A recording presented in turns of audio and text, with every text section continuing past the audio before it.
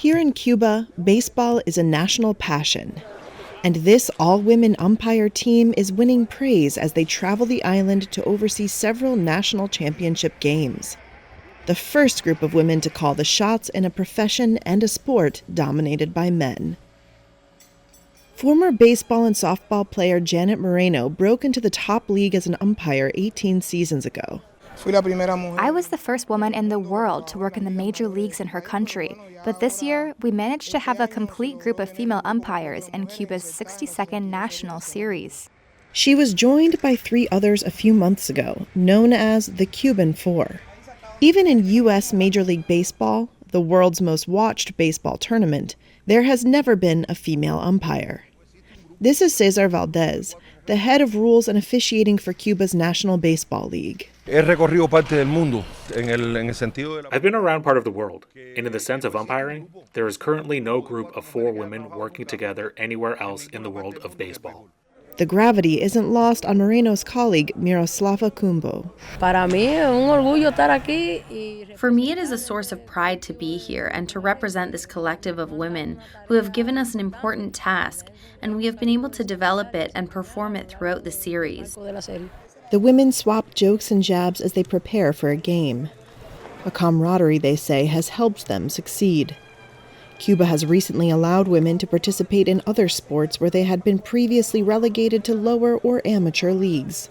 And late last year, the island's government staged official female boxing matches, the first since 1959.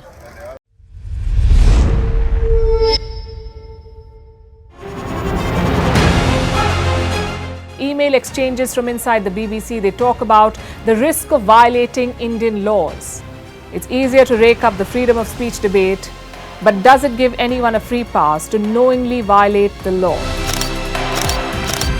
America supports India because it needs India's support in return, and India is working with the US because it suits India's interests. This is how geopolitics works.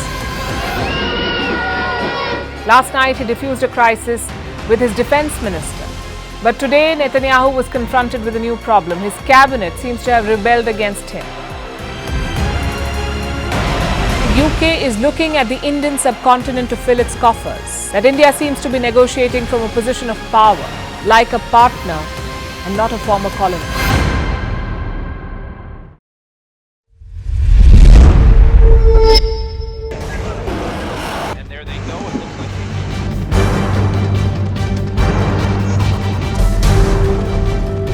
The US and Russia are dangerously close to an armed conflict.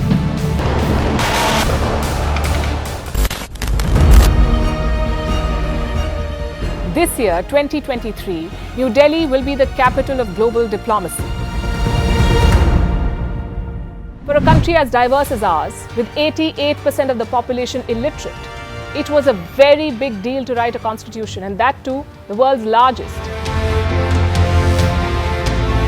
Meanwhile, if we may, here's a Republic Day gift from India for the BBC.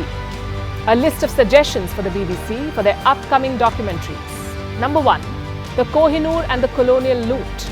Number 2, an outdated monarchy and unhealthy obsession with the royals. Number 3, racism in 2023. We're waiting.